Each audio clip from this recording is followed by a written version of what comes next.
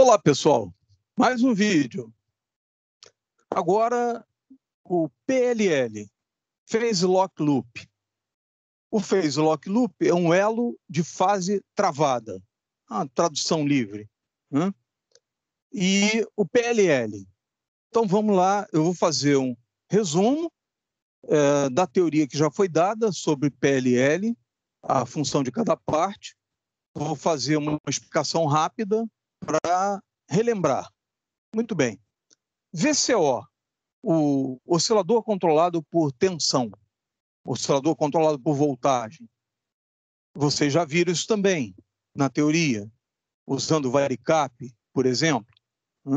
E aqui, então, é um oscilador, pode ser um oscilador Hartley, pode ser um oscilador Colpitts, com um varicap controlando a frequência dele, alterando a frequência de ressonância do circuito na realimentação e alterando a frequência gerada por ele lá na saída, a onda senoidal gerada por ele, né? Alterando a frequência dele.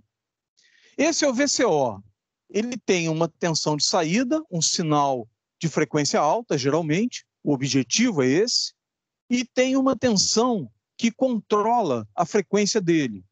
Lá dentro, por exemplo, no varicap, variando essa tensão, você muda a frequência de oscilação do circuito e muda a frequência de saída. Qual é a ideia? A ideia é pegar a tensão de saída do varicap, do VCO, controlado pelo varicap e pela tensão de controle, passar essa onda senoidal por um disparador de Schmitt, um Schmitt trigger. O Schmitt trigger transforma a onda senoidal em onda retangular, não necessariamente quadrada, mas retangular, com a mesma frequência. Então, apenas porque essa forma de onda aqui, senoidal, ela não serviria para o propósito que eu vou mostrar adiante. Passado aqui, se eu trouxer até uma porta lógica XOR e aplicar do outro lado um oscilador de onda quadrada, um oscilador de referência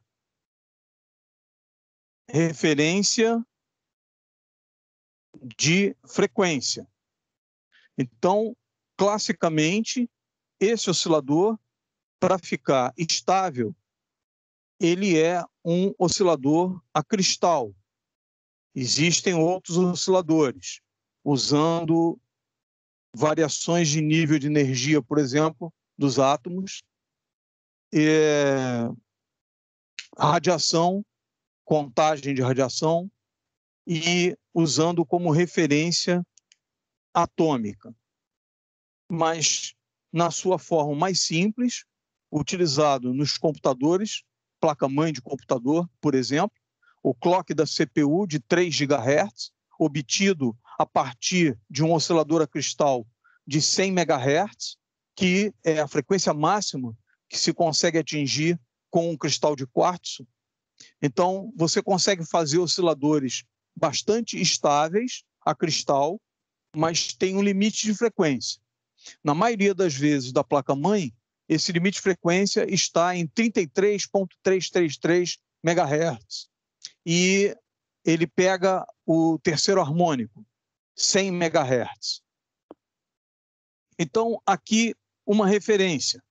Eu vou colocar propositalmente aqui a referência de 10 MHz, que é um valor clássico de referência de osciladores a cristal. Esse sinal aqui, de 10 MHz, onda quadrada, vai ser comparado com o sinal de onda quadrada que veio do Schmitt trigger. Então, esse sinal daqui, senoidal, é transformado em onda retangular, ele é comparado pela porta lógica com esse sinal daqui. O resultado da porta lógica é a comparação das duas usando a lógica da XOR, onde 0 e 0 dá 0, 0 e 1 dá 1, 1 e 0 dá 1, 1 e 1 dá 0. Essa lógica faz com que gere pulsos na saída da porta que são proporcionais à diferença de fase entre as duas frequências, entre esse sinal e esse sinal aqui. Essa diferença de fase produz uma tensão, produz um sinal aqui, trocando 0 e 1, que a média do nível alto dele é proporcional à diferença de fase. Esse sinal é filtrado e aplicado no VCO. Então, passa aqui, simplificadamente, de maneira bem simplificada, passa por um filtro passa-baixa, na sua forma mais simples aqui, um integrador puro e simples, um filtro passa-baixa RC de uma célula só.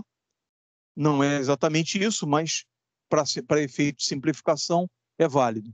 Então, aqui, essa onda retangular, ela tem, então, o seu valor médio correspondente à largura do ciclo de trabalho resultante aqui.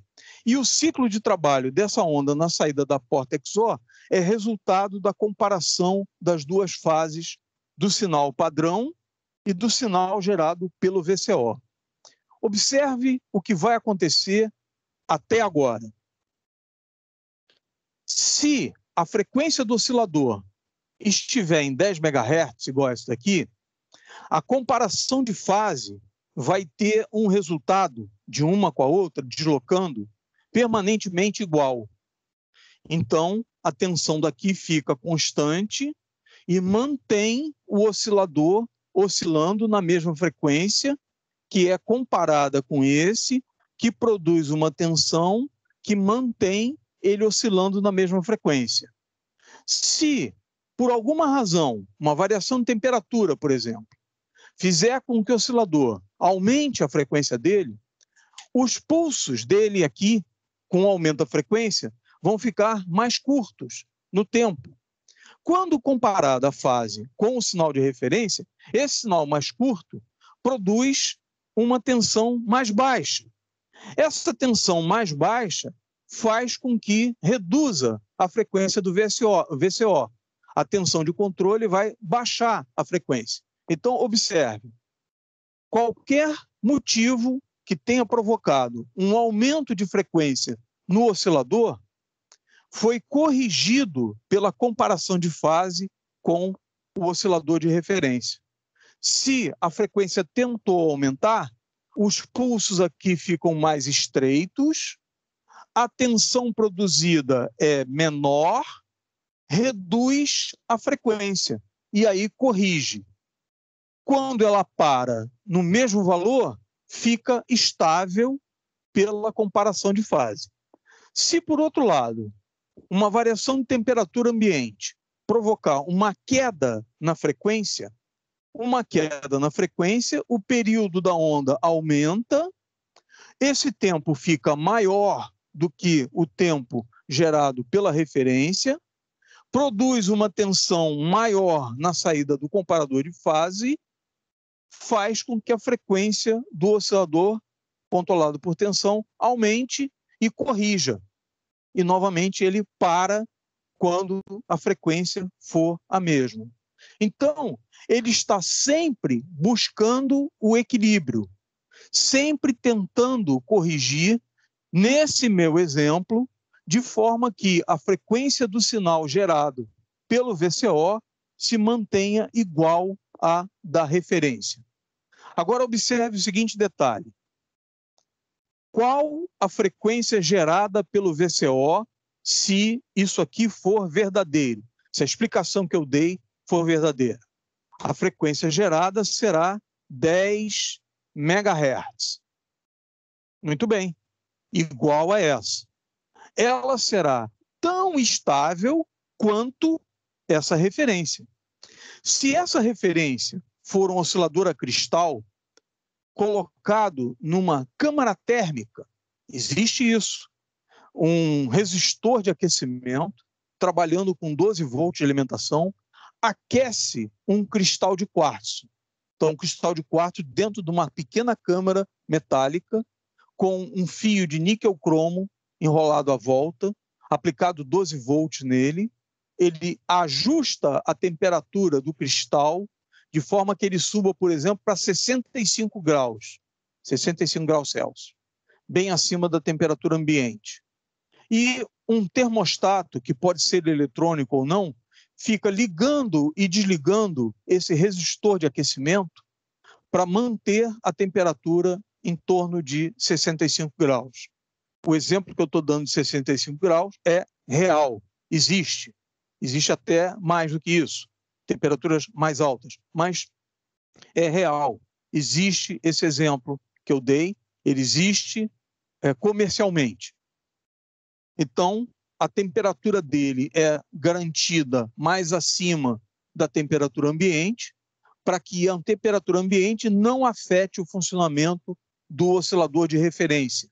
O oscilador de referência controla o VCO e o VCO fica estável tanto quanto o oscilador de referência.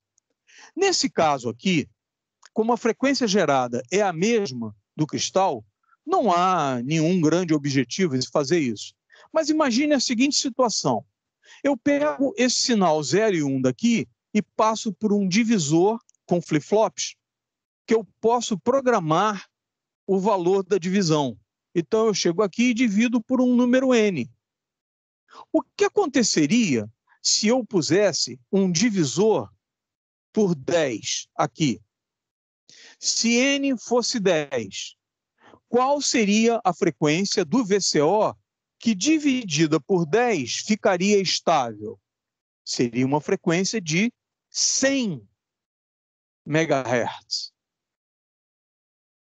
Por quê? 100 MHz dividido por 10 produz um sinal de 10 MHz aqui depois do divisor de frequência.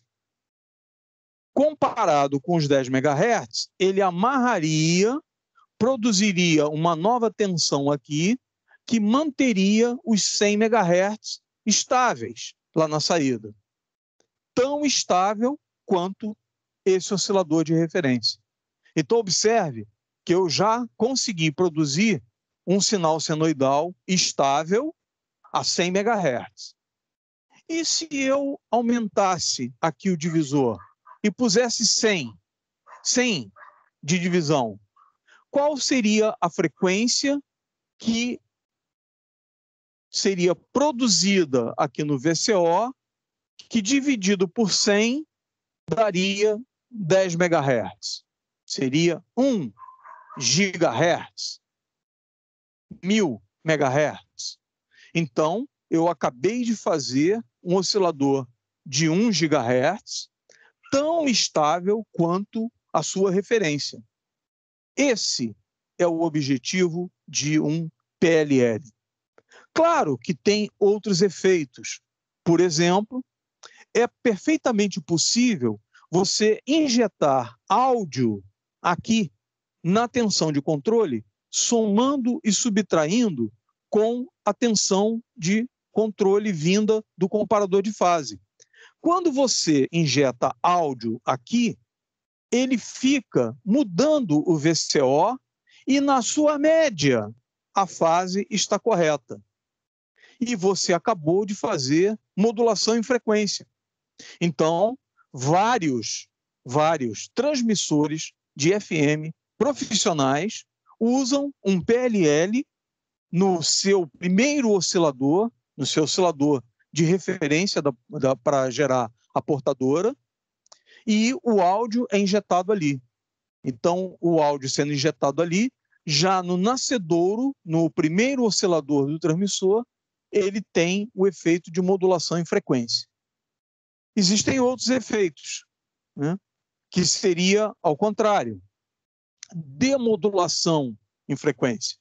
Então, se for injetado aqui no comparador de fase um sinal que a frequência é variável, um sinal de FM, por exemplo, o resultado aqui na saída do comparador de fase, depois do filtro, vai ser áudio. Então, é perfeitamente possível injetar aqui no comparador de fase, junto com o sinal da referência, para ser comparado com o sinal da referência, um sinal que você deseja demodular, retirar a informação de áudio que está modulando em frequência. O resultado da tensão de controle vai ser o áudio que estava modulando originalmente. Então, essa é mais uma faceta do PLL. Mas eu fico satisfeito se você conseguiu entender como é que funciona o mecanismo do divisor de frequência, do comparador de fase, da importância do oscilador de referência, da importância do VCO, da finalidade do Schmitt Trigger, do disparador Schmitt. Se você não viu aqui, não tem o conhecimento aí disso aqui, vá lá nos vídeos da teoria, e não dos exercícios, vá lá nos vídeos da teoria para olhar na internet lá o funcionamento do Schmitt Trigger. Ok? Muito obrigado pela sua atenção, muito obrigado pela sua paciência, eu lhe agradeço profundamente. Até o próximo vídeo.